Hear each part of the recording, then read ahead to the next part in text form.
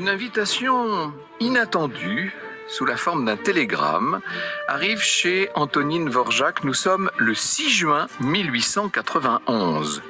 Vous offrons direction du Conservatoire national de New York pour octobre 1892, ainsi que 10 concerts de vos propres œuvres. L'offre assez inattendue, en effet, émane de Jeannette Herbert, qui est l'épouse d'un homme richissime qui a fondé l'American Opera Company et le conservatoire. Elle propose donc à Dvořák de venir enseigner pendant 2 années au conservatoire avec des appointements de $1 500 annuels, c'est-à-dire 30 fois ce qu'il reçoit au conservatoire de Prague, tout de même, où il est entré 6 ans auparavant.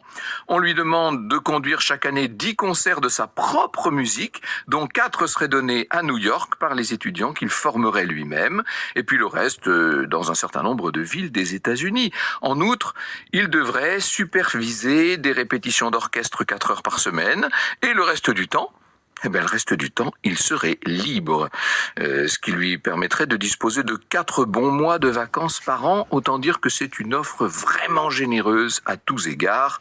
Dvořák hésite-t-il? Non. Il n'hésite pas. Il accepte, il a pris conseil quand même autour de lui. Il va quitter Prague au début de septembre 1892 et le voilà qui est à New York le 27. Il est avec sa femme et 2 de leurs enfants. Les 4 autres les rejoindront l'année suivante.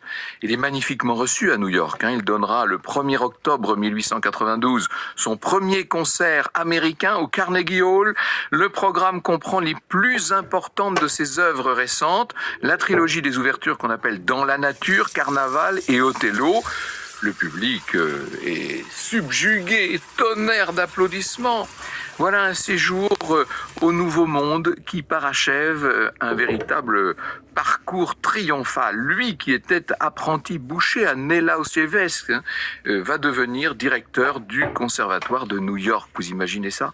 À 6500 km de chez lui, on peut dire que ça tient du miracle.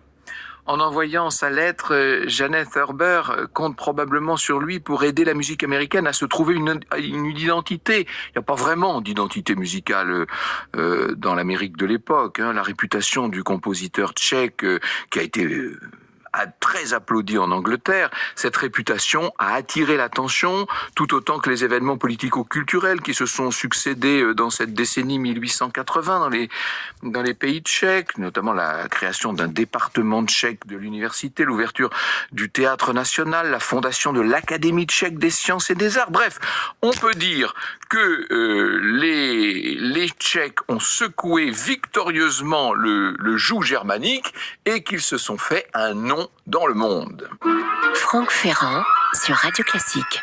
Alors quand même, Dvořák se dit pourquoi en appeler à lui plutôt qu'à Tchaïkovski, par exemple, qui est le très célèbre compositeur russe, ou Edvard Grieg, ou bien encore un compositeur américain, après tout, pourquoi pas. Pendant l'été 93, Dvořák va se rendre dans l'Iowa, à Spellville, un village complètement tchèque, où il y a une école et une église tchèque, écrit-il. Son curé a une grande joie de pouvoir nous accueillir. Et au cours de son séjour, en fait, il va circuler un peu dans toute cette partie est du pays. Il ne quitte pas la côte est des États-Unis, enthousiasmé par l'activité trépidante qui règne à New York. Les conditions sont donc très satisfaisantes et il y a de quoi composer quelque chose de beau, une nouvelle symphonie.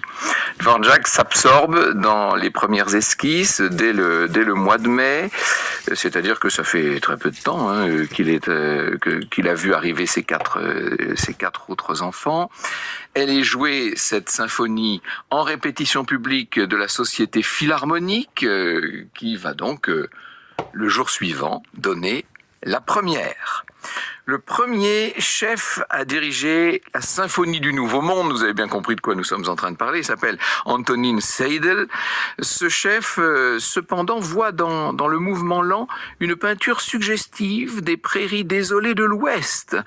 C'est qu'avant de partir pour le Nouveau Monde, Dvořák a lu une traduction du poème épique de Henry Longfellow qui s'appelle Le chant de Hiawatha, qui lui a permis de se familiariser de façon lointaine avec la civilisation des Indiens d'Amérique. Et oui, oui, en cette fin de 19e siècle, on est en train de commencer à s'intéresser à ces Indiens qu'on a commencé par massacrer, n'est-ce pas? Ce qui ne veut pas dire pour autant que Dvorak ait étudié leur musique. Pendant les 3 années qu'il va passer aux États-Unis, il restera essentiellement à New York. Il faut vous dire qu'il est passionné de trains. Il aime ceux de cette côte est américaine. Rien ne l'amuse davantage que de prendre la ligne à ciel ouvert. Il se promène, s'imprègne de l'excitation qui existe dans ces chemins de fer américains, de la poussière du vacarme de la ville, de la grande ville, parce que New York est en train de devenir une grande ville.